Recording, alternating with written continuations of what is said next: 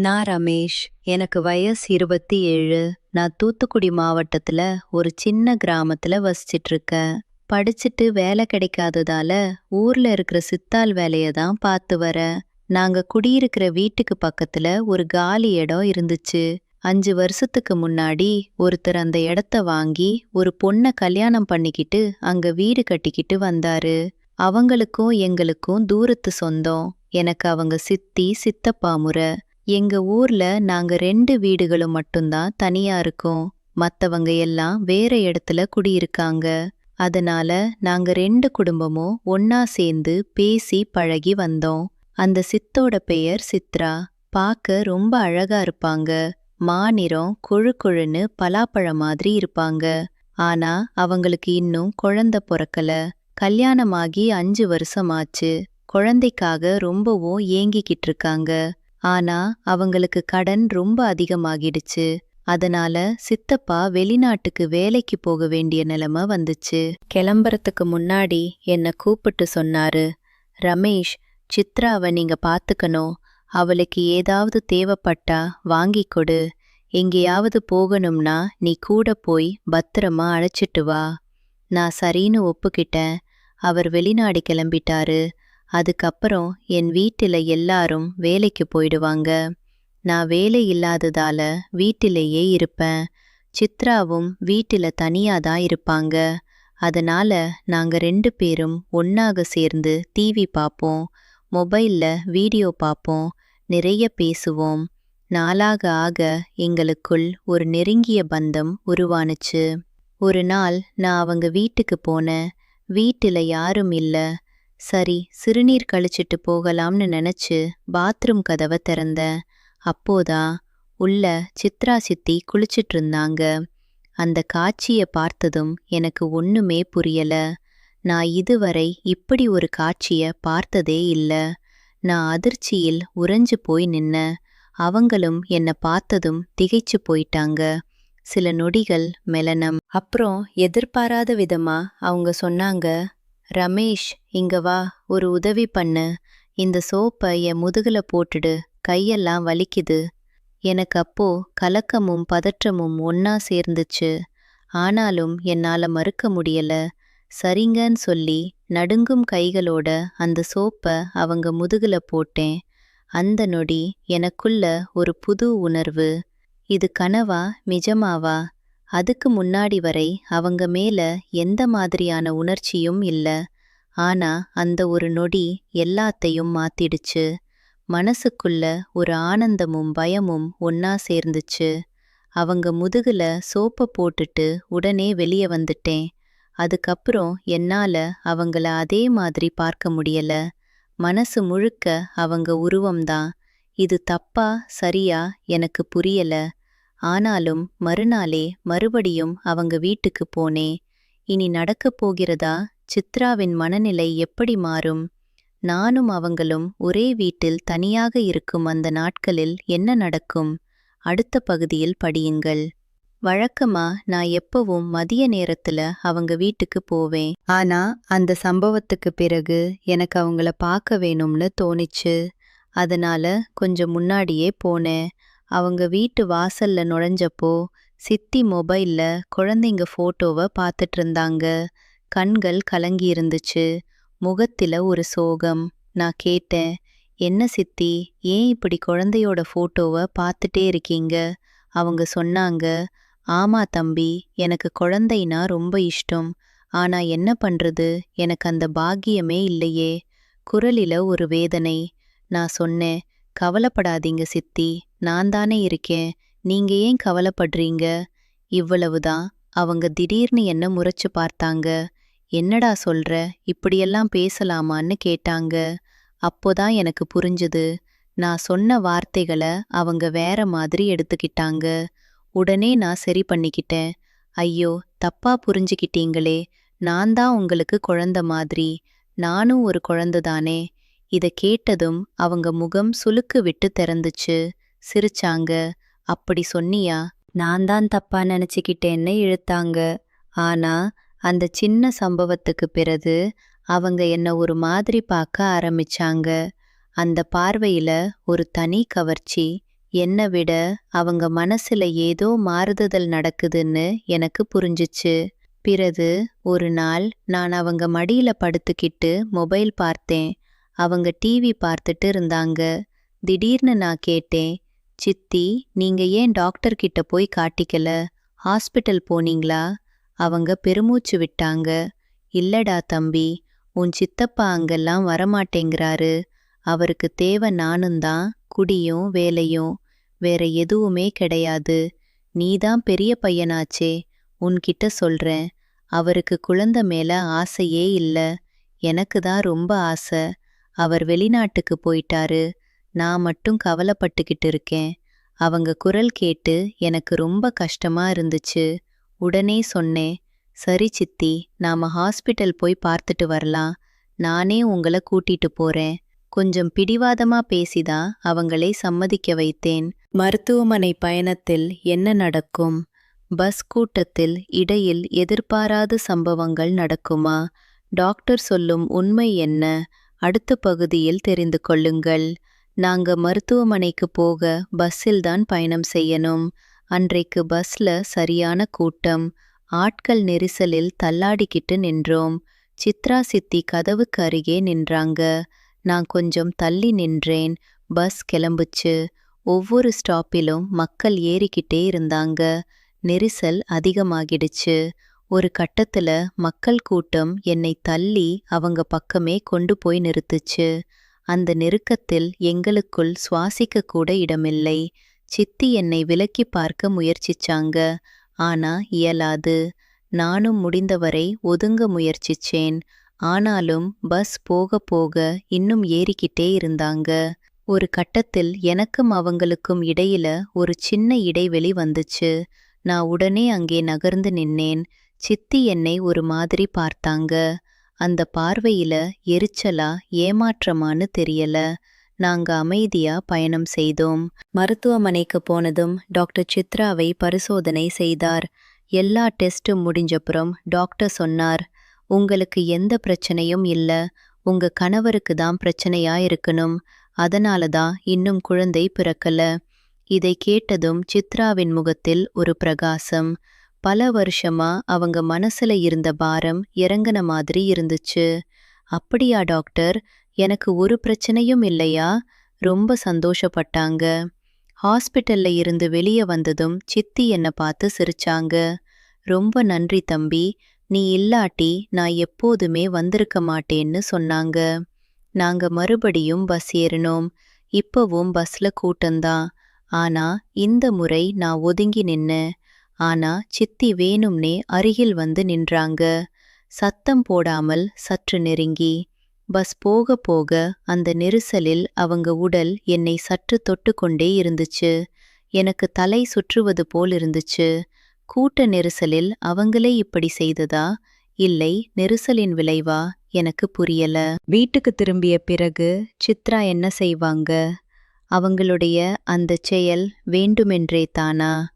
வீட்டில் நடக்கும் அடுத்த சம்பவம் உங்களை அதிர்ச்சியில் ஆழ்த்தும். தொடர்ந்து படியுங்கள். வீட்டுக்கு வந்ததும் நான் நினைச்சேன் இனி எல்லாம் சரியா போயிடும்னு. ஆனா சித்தியோட நடத்தையில் ஒரு மாற்றம். அப்பவே அவங்க ஏதோ முடிவு பண்ணிட்ட மாதிரி இருந்துச்சு. நான் உட்கார்ந்ததும் ரமேஷ் இங்க வான்னு கூப்பிட்டாங்க. குரல்ல ஒரு தனி கம்பீரம். நான் போனேன். அவங்க என்னை பார்த்து சிரிச்சிட்டு வீட்டுக்குள் போய் 2 பெரிய மாம்பழத்தை எடுத்துட்டு வந்தாங்க. அழகான பச்சை நிற மாம்பழங்கள். அது மேல துணி போட்டு மூடி வச்சிருந்தாங்க. இத பாத்தியான்னு கேட்டுட்டு அந்த துணியை தூக்கி போட்டாங்க. காத்தாடியில் அந்த மாம்பழங்களை கட்டிவிட்டாங்க. வெயில் அடிக்குதில்ல, மாம்பழம் சூடாகி இருக்கும். இத காத்தாடியில கட்டினா சரியாகும். அப்புறம் சாப்பிடலாம்னு சொன்னாங்க. எனக்கு ஒரு மாதிரி இருந்துச்சு. ஆனா அப்போதே புரிஞ்சுக்கிட்டேன். அவங்க ஏதோ ஒரு முடிவுக்கு வந்துட்டாங்க. ரமேஷ், நீ உன் வீட்ல இருக்கிற கடப்பாரையை எடுத்துட்டு வாடா, உனக்கு ஒரு சர்ப்ரைஸ் இருக்குன்னு சொன்னாங்க. நானும் போய் கடப்பாரையை எடுத்துட்டு வந்தேன். வா, வீட்டுக்கு பின்னாலன்னு அழைச்சிட்டு போனாங்க. அவங்க வீட்டுக்கு சுற்றி காம்பவுண்ட் சுவர், உயரமான சுவர். யாருக்குள்ளே என்ன நடக்குதுன்னு தெரியாது. நாங்க அங்கே போனோம். இங்கே இங்கே கொஞ்சம் தோண்டுன்னு அவங்க ஒரு இடத்தை காட்டினாங்க. நான் கடப்பாரையால் தோண்ட ஆரம்பிச்சேன். கொஞ்சம் தோண்டினதும் ஏதோ கிடந்துச்சு. சத்தம் வந்துச்சு. இன்னும் நன்றா தோண்டினேன். ஒரு சின்ன மண் பானை. அதற்குள்ளே என்னதான் இருக்கும்? நான் பதறியபடியே பானையை எடுத்தேன். அதை திறந்தோமா, உள்ளே கருப்பு நிறத்துல ஒரு கஞ்சி மாதிரி இருந்துச்சு. இதா சுண்டக்கஞ்சி, ரொம்ப விசேஷமானதுன்னு சொன்னாங்க. இத நீ குடிக்கணும்னு சித்தி என்னிடம் கொடுத்தாங்க. எனக்கு கொஞ்சம் தயக்கம். இல்ல சித்தி, முதல்ல நீங்க குடிங்கனேன். அவங்க சிரிச்சாங்க. சரின்னு கொஞ்சம் குடிச்சாங்க. அப்புறம் என்னிடம் கொடுத்தாங்க. நானும் கொஞ்சம் குடிச்சேன். அந்த கஞ்சி என்ன சொல்றதுன்னு தெரியல. கசப்பு, துவர்ப்பு, இனிப்பு எல்லா சுவையும் ஒண்ணா இருந்துச்சு. இனிமே எல்லாம் நல்லாத்தான் இருக்கும்னு சித்தி சொன்னாங்க. அந்த நொடியில எனக்கு ஒரு புதிய உறுதி கிடைச்ச மாதிரி இருந்துச்சு. அதுக்கு பிறகு ஒவ்வொரு நாளும் நடப்பது என்ன? சித்திக்கும் எனக்கும் இடையில ஒரு புரிதல் உருவானதா? அந்த இனிப்பு கசப்பு கஞ்சிக்கு பின் என்ன மாற்றம்? அடுத்த பகுதியில் தெரியும். அன்று முதல் எங்கள் உறவில் ஒரு புதிய திருப்பம். நான் ஒவ்வொரு நாளும் காலையிலேயே சித்தி வீட்டுக்கு போக ஆரம்பிச்சேன். கொஞ்சம் கொஞ்சமாக நாங்க ஒரு குடும்பமா மாறிட்டோம். அவங்கள் செய்யற வேலைகளுக்கு நான் உதவி செய்வேன். வீட்டிலே சுண்ணாம்பு அடிப்பது, வெளியிலே தண்ணீர் தொட்டியை சுத்தம் செய்வது, குழாய்களை சரி செய்வது, இப்படி ஒவ்வொரு வேலையும் சேர்ந்தே செய்வோம். சித்ரா சித்தி எனக்கு பணியாரம் செய்து தருவாங்க. மாம்பழம், நுங்கு, பலாச்சுளைன்னு என்னோட பிடித்தமான பழங்களையும் வாங்கி வைப்பாங்க. நான் வேலையிலிருந்து ஓய்வு எடுக்கும்போது, ரமேஷ் இத சாப்பிடுடான்னு பாசத்தோடு கொடுப்பாங்க. எனக்கு அவங்களோட அன்பு மேலே மேலே அதிகமாகிடுச்சு. ஆனால் அந்த அன்பு எல்லை மீறாதபடி நான் பார்த்துக்குவேன். சில நாட்களுக்கு பிறகு நான் கவனிச்சேன், சித்தியோட பேச்சிலும் செய்கையிலும் ஒரு தனி மகிழ்ச்சி. ரமேஷ், உன்ன மாதிரி ஒரு பயல நான் பெத்திருக்கணும்னு எவ்வளவு நாளா ஆசைப்பட்டேன் தெரியுமா? இப்ப எனக்கு ஒரு மாதிரி என் கனவு நனவாகுது மாதிரி இருக்குன்னு சொன்னாங்க ஒரு நாள். எனக்கு அவங்க சொன்னத கேட்டு சந்தோஷமா இருந்துச்சு. சித்தி, நானும் உங்களை எப்பவும் கவனிச்சுக்குவேன். நீங்க கவலைப்படாதீங்கன்னு சொன்னேன். சித்தி சிரிச்சிட்டு என் தலையில் கையை வைத்தாங்க. அந்த தொடுதையில் ஒரு அமைதி. ஆனால் அந்த அமைதியின் மறுபக்கத்தில் ஏதோ ஒரு புயல் உருவாகுதோ என்னவோ, எனக்கு தெரியலை. எங்கள் கிராமத்து மக்களுக்கு எங்களை பத்தி தெரியும். இவங்க 2 பேரும் அத்தை மருமகன் மாதிரின்னு சொல்லிக்குவாங்க.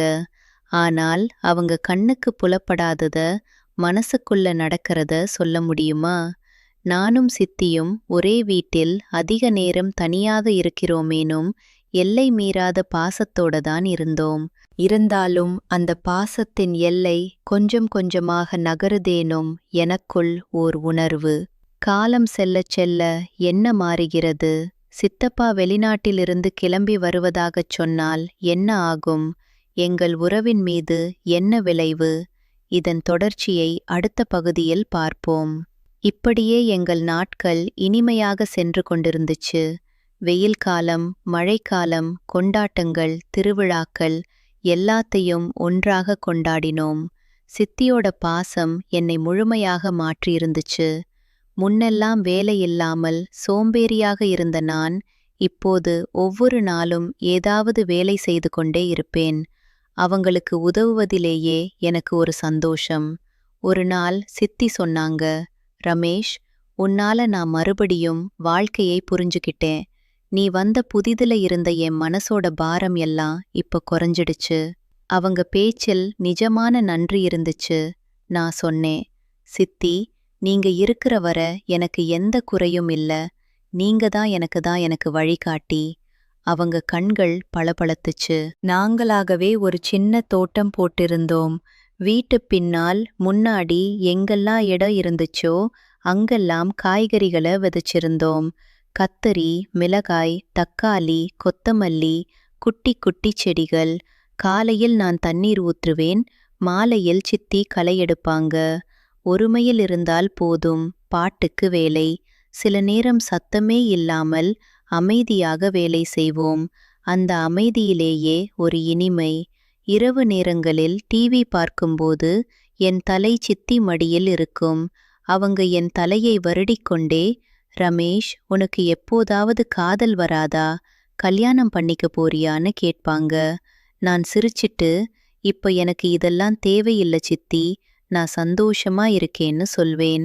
உண்மைதான், அவங்க அருகில் இருந்தால் போதும், எல்லாம் போதும்.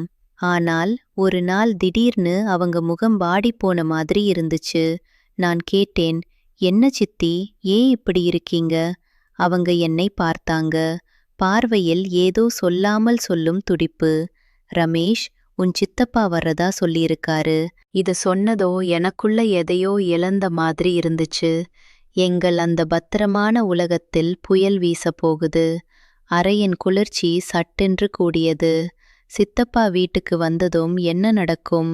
அவர் எங்கள் நட்பை எப்படி பார்க்கிறார்? 3 பேருக்கும் இடையில் ஒரு மோதல் உருவாகுமா? உச்சகட்டத்துக்குச் செல்லும் இந்த கதையின் அடுத்த பகுதியில் தெரிந்து கொள்ளுங்கள். சித்தப்பா வந்தாரு. பல மாதங்களுக்குப் பிறகு அவரை பார்த்தேன். முகத்தில் களைப்பு, கண்களில் ஒரு சோர்வு. வெளிநாட்டு வேலை அவரை மாற்றியிருந்துச்சு. ரமேஷ், எப்படி இருக்கேன்னு கேட்டாரு. நல்லா இருக்கேன் சித்தப்பானேன். சித்ரா சித்தி அவருக்கு வரவேற்பு கொடுத்தாங்க. ஆனா அந்த வரவேற்பில ஒரு பதற்றம். அவங்களும் நானும் எங்கள் நட்பை அவரிடம் வெளிப்படையாக சொல்லல. இருந்தாலும் சித்தப்பா எங்கள் பேச்சிலும் பார்வையிலும் ஏதோ புரிஞ்சுகிட்ட மாதிரி இருந்தாரு. முதல் ராத்திரி சாப்பாடு முடிஞ்சு எல்லாரும் பேசிக்கிட்டு இருந்தோம். திடீர்னு சித்தப்பா என்ன பார்த்து, ரமேஷ், இத்தனை நாளும் உங்களை நம்பித்தான் சித்ராவை பார்த்துக்க சொன்னேன். நீ நல்லா பார்த்துக்கிட்டியான்னு கேட்டாரு. நான் தலை குனிந்தேன். ஆமா சித்தப்பானேன். சித்ராவும் தயக்கத்தோடு, ஆமா, ரமேஷ் ரொம்ப உதவி பண்ணார்னு சொன்னாங்க. சில நாட்கள் கழித்து ஒரு மதியம் சித்தப்பா திடீர்னு எங்களை வரவழைத்து ஒரு முக்கியமான விஷயம் சொல்லணும்னு ஆரம்பிச்சாரு. சித்ரா, நான் இங்கே நிரந்தரமாவே இருந்துடுறதா முடிவு பண்ணிட்டேன். அப்புறம் நமக்கு வெளிநாடு தேவையில்ல. நாம இங்கேயே ஒரு புது வாழ்க்கை ஆரம்பிக்கலாம்னு சொன்னாரு. சித்ரா சித்திக்கு அதிர்ச்சி, ஆனால் மகிழ்ச்சி. உண்மையாவான்னு கேட்டாங்க. ஆமானாரு. ஆனால் அதே சமயத்துல எனக்கு என்ன பண்றதுன்னு புரியல. இத்தனை நாள் நானும் சித்தியும் நட்பாக, அன்பாக, புரிதலாக இருந்தோம். இப்ப சித்தப்பா வந்ததும் எங்களிடத்தில் நான், அவர் வீட்டில் நுழைந்தால் நான். இந்த கேள்விகள் என் மனசை உறுத்தின. சித்தி என்னை தனியாக கூப்பிட்டாங்க. ரமேஷ், நீ கவலைப்படாதே, எல்லாம் முன்னை மாதிரி இருக்கும். நீ வந்து என்னை பார்க்கலாம்னு சொன்னாங்க. அவங்க சொல்றதை நம்ப முடியுமா? ஒரு பெண்ணின் கணவன் வந்த பிறகு முன்ன மாதிரி அவங்களால் என்னை மடியில் படுக்க வைக்க முடியுமா? என்னால் படுக்க முடியுமா? என் மனசுல ஒரு பெரும் போராட்டம்.